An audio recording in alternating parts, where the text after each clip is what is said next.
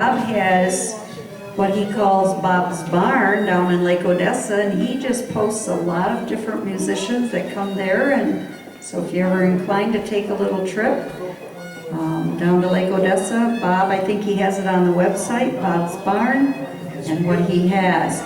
So Bob is also the Michigan Fiddlers Association. He is their president. And the two of us have been kind of trying to put our dates together so that we can have different jamborees on different dates, so that we don't, because if some people want to come to some of these jamborees, we don't want to conflict with other folks that are having similar ideas. So I'm going to turn it over to Bob, but just before I do, if there are any guests in the audience that would like to be notified of any jamborees that we have or possibly that we know of, if you would come back to the table and give your email to Ruth Ann Smith. Ruth Ann sends out emails, so if you're hooked up to email and you'd like to know about some of the jamborees that are happening throughout the state, she'll send them to you. Okay. All right, Bob, I'll turn it over to you. Well, thanks for letting me in the door. Sometimes I don't get to come in the door.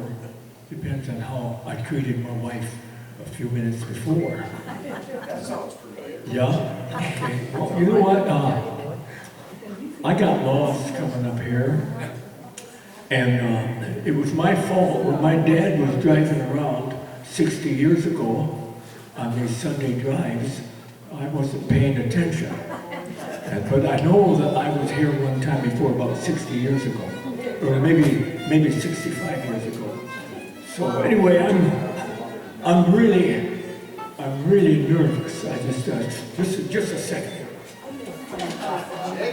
Okay, I know what the deal was. I felt like I had a hair being pulled on something. I think it was a hair on my sideburns. I feel a lot better right now. Yeah, I feel a lot better. It's going to be an A, Black Mountain Rag.